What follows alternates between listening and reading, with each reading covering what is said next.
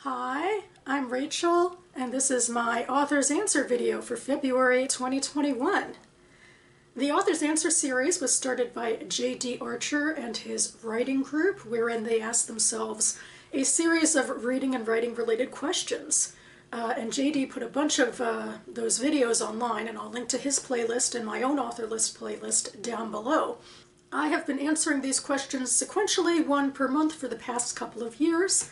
And I am up to question 47, which is to talk about culture in fiction, and specifically, how do you write about culture in your fiction? The easy, lazy answer to that is it depends. It depends on the project, I guess. The big two I have going on right now are a literary novella that I have out on submission and a fantasy project that remains very much in beginning stages right now. So culture can be delineated into something that actually exists in the real world in the literary novella, which takes place in the real world, versus my fantasy project. It's epic fantasy, not urban fantasy, so I'm making up from scratch. Well, kind of. When you make up a culture for a fantasy or a sci-fi speculative work, you have to start somewhere with something grounded in reality as a base point. And for me, the major cultural influence is Jewish history and Jewish culture, and I'm picking and choosing based on the type of story and the message that I want to convey through my story. And then my literary novella, culture mostly manifests with my main town. It's a small town on Eastern Shore of Maryland, a fictional town, but based in a real place, and the culture of the town very much influences the characters and their relationships as well. So you can go all out with culture, either creating your own or researching for realistic fiction. You could go to World Anvil, for example, which is a great world-building tool for writers and gamers, and go down to the nines with all sorts of questions and prompts and Wikipedia-style pages about the culture that you're creating, and I'll link to Wikipedia down below.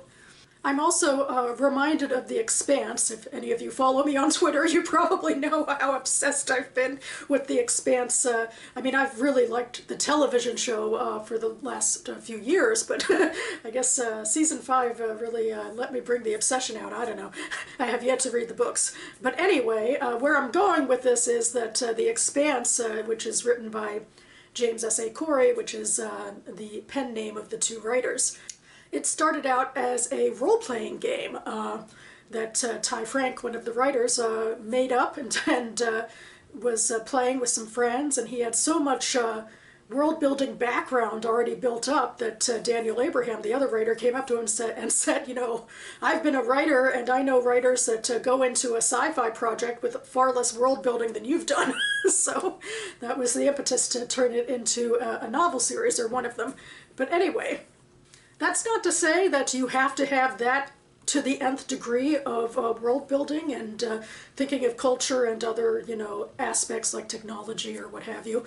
You don't have to do that before you start writing, and in fact, probably it wouldn't be a good idea for most people to get too into cultural world building, because, suddenly you're not writing a story. You could just spend your whole life creating the world. So I think for most people, there should probably be a cutoff point. Like, if you really want to write a story, after a certain amount of that research, you should, cut it off and start writing.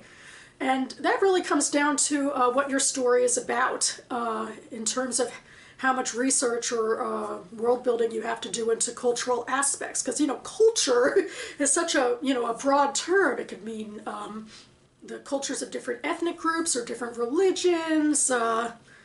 Workplace settings can have their own cultures. I mean, it really depends on the story, the narrative, and the message. That's really where you want to focus in terms of, not being overwhelmed by having to create everything. You have to focus on the big stuff, particularly, and by big stuff, I mean big stuff to your story. Like, perhaps you're writing a story about a religious community, so you have to do a lot of research into the religion.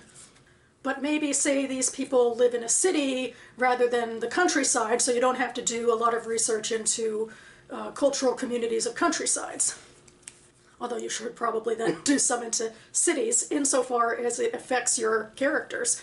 And certainly like go above and beyond what's going to be in the narrative. You should always do a little more than that.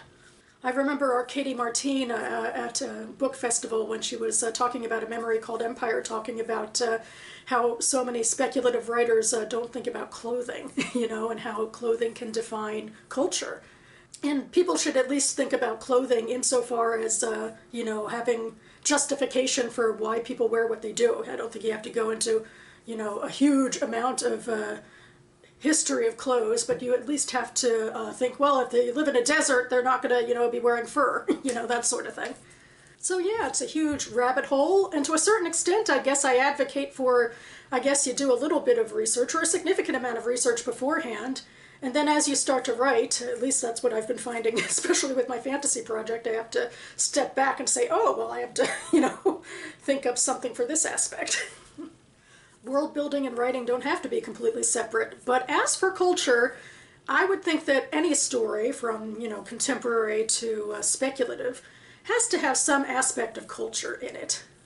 Perhaps with the exception of the barest of minimum stories, like of a person talking to himself in a room. Maybe you don't need a lot of culture for that, but otherwise, if human beings are interacting with each other in some way, there's some sort of relationship or cultural understanding between them. At least that's my 4 cents. So yeah, I guess that about covers what I want to say, and I guess I'll link to, again, World Anvil and maybe some information about The Expanse and A Memory Called Empire as well, down below. And anyway, I'm sitting here on a Thursday afternoon, unusually, because we had a snowstorm early this morning and work closed down, so figured I'd try to get this out, especially since hopefully tomorrow I will be back with my Friday reads on Friday, so stay tuned for that. In the meantime, I hope everyone is safe and sound. I'm thinking a lot about Houston and Texas. I have a friend in Houston right now who I believe doesn't have power, or at least for the past few days it's been very off and on with him, and thinking about him and his safety right now. Glad he can check in on social media sometimes, but it would be nice for the winter weather to chill and, well, for Texas to get its power back on. So yeah, in summary, stay safe everyone. Keep writing if you have the means to keep writing. Thanks so much for watching, everyone, and I'll see you next time.